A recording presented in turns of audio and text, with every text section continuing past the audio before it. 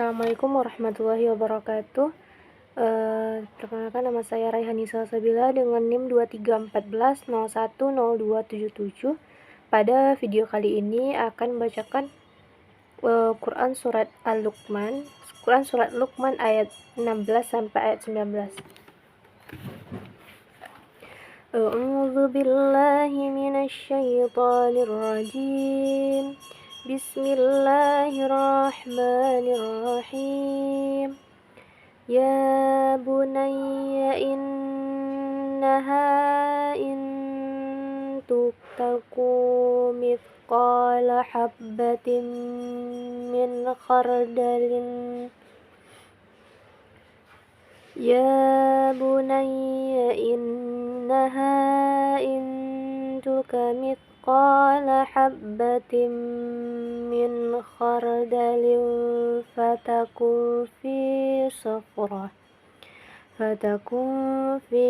safratin aw fis samawati aw fil ardi ya'ti bihallah.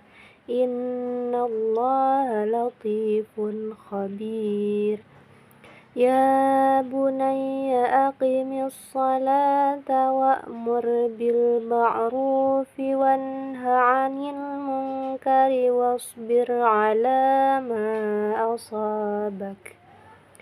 Inna dzalika min 'azmil umur. ولا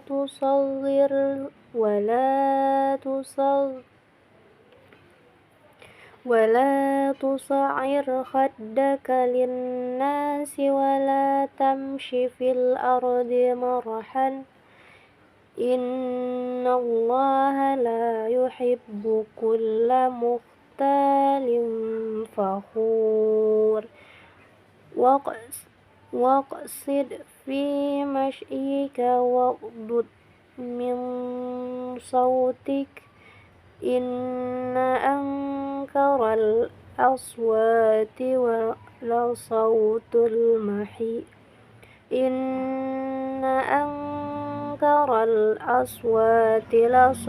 الحمير. Shadaqallahul azim. Artinya, Luqman berkata, "Wahai anakku, sungguh jika ada sesuatu perbuatan seberat biji sawi dan berada dalam batu atau di langit ataupun di bumi, niscaya Allah akan memberikannya balasan. Sesungguhnya Allah Maha Halus lagi Maha Meneliti."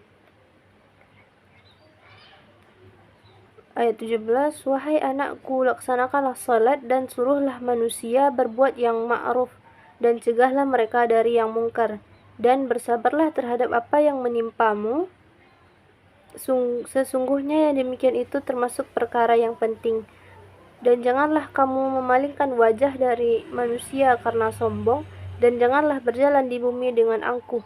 Sungguh Allah tidak menyukai orang-orang yang sombong dan membanggakan diri. Dan sederhanakanlah dalam berjalan, dan lunakkanlah suaramu. Sesungguhnya seburuk-buruk suara ialah suara keledai." Selanjutnya, tafsiran dari Quran surat Luqman ayat 16 sampai ayat 19 ini. Dari pertama ayat 16, diriwayatkan bahwa anak Luqman Al-Hakim bertanya kepada ayahnya, "Bagaimana pendapatmu tentang sebuah biji sawi yang dilemparkan ke dasar laut? Apakah Allah Subhanahu wa Ta'ala akan mengetahuinya?" Maka Luqman menjawab, Sesungguhnya Allah Subhanahu wa Ta'ala mengetahui sekecil apapun sesuatu perbuatan yang dilakukan di tempat yang sangat tersembunyi. Allah Subhanahu wa Ta'ala telah menyuruh hambanya untuk menjalankan segala perintahnya dan menjauhi segala larangannya. Karena Allah Subhanahu wa Ta'ala pasti mengetahui apapun yang dilakukan dimanapun dan kapanpun. Walaupun amalan itu sebesar biji sawi, sekalipun amalan tersebut berada di suatu tempat yang sangat tinggi ataupun tempat yang paling rendah, Allah Subhanahu wa Ta'ala akan pasti tahu dan akan menghisap amalan tersebut di hari kiamat nanti. Amal perbuatannya akan dibalas sekalipun tidak dilihat oleh manusia.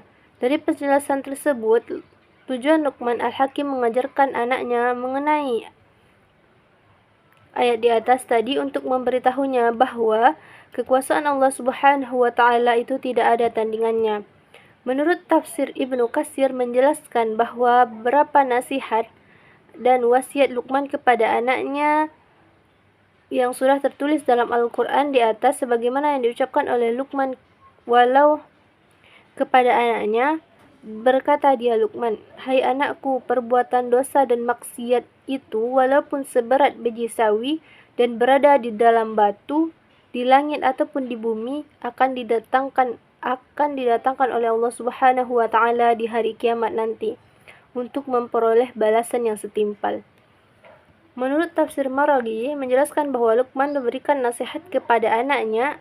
Adapun nasihat tersebut seperti halnya berikut. Hai anakku, sesungguhnya perbuatan baik dan perbuatan buruk itu sekalipun beratnya hanya sebesar biji sawi, lalu ia berada di tempat yang di dalam batu besar atau di bumi atau bahkan di langit, niscaya hal itu akan ditemukan oleh Allah Subhanahu wa taala kelak di hari kiamat, yaitu ada hari pembalasan ketika Allah meletakkan timbangan amal baik dan timbangan amal buruk.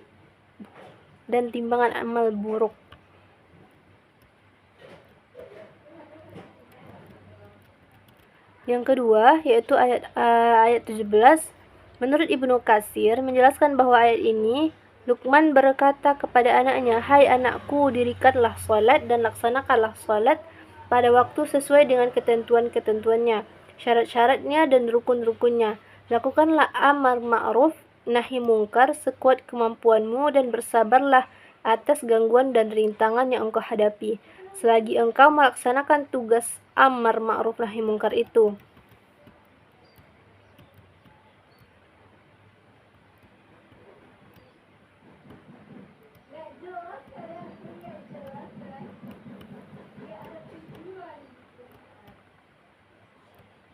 Selanjutnya ayat 18 dijelaskan bahwa menurut tafsir Ibnu Katsir juga menjelaskan, "Dan janganlah engkau memalingkan mukamu dari manusia karena sifat sombong dan memandang rendah orang lain yang berada di depanmu, dan janganlah engkau berjalan di muka bumi Allah dengan angkuh, karena Allah Subhanahu wa taala sekali-kali tidak menyukai orang-orang yang sombong dan membanggakan diri."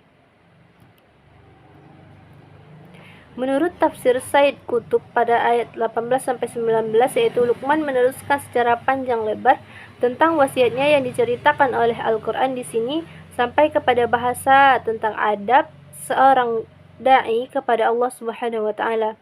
Mendakwahi manusia kepada kebaikan tidaklah membolehkan dan mengizinkan seseorang berbusung dada atas manusia dan bersombong diri atas nama pemimpin mereka kepada kebaikan, apalagi bila ketinggian hati dan kesombongan itu dilakukan oleh orang yang tidak mengajak kepada kebaikan, maka hal itu adalah lebih buruk dan lebih hina. Selanjutnya yaitu ayat 19. Menurut tafsir Ibnu Katsir menjelaskan, "Dan hendaklah engkau berlaku sederhana kalau berjalan, jangan terlampau cepat dan terburu-buru, jangan pula terlampau lambat dan bermalas-malasan. Demikian pula bila engkau berbicara, lunakkanlah suaramu dan janganlah berteriak-teriak karena ada perlunya, karena seburuk-buruknya suara adalah suara keledai."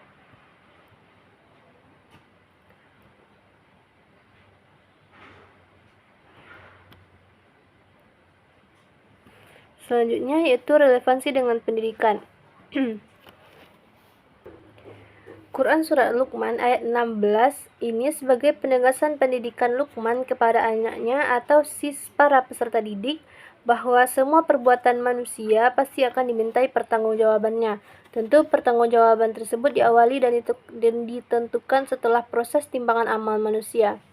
Perbuatan manusia yang baik maka akan menerima pembalasan yang baik pula, dan apabila amal manusia tersebut di dunia buruk maka akan menerima balasan yang buruk pula. Selanjutnya yaitu pendekatan pendidikan yang dilakukan oleh Luqman terhadap anaknya, yaitu pendekatan kasih sayang. Hal ini terlihat dari ucapan Luqman kepada anaknya, dengan kalimat "wahai anakku". Artinya, dalam melakukan pembelajaran kita sebagai pendidik tidak boleh bersifat kasar, menggunakan metode pendidikan yang bijaksana, memberikan nasihat dan dengan cara penuh kasih sayang dan bijaksana, menekankan tentang seberapa pentingnya pendekatan psikologis dan dalam mendidik anak, yaitu melalui komunikasi yang efektif dan penuh perhatian. Mungkin sekian yang dapat saya sampaikan. Saya sudahi dengan wassalamualaikum warahmatullahi wabarakatuh.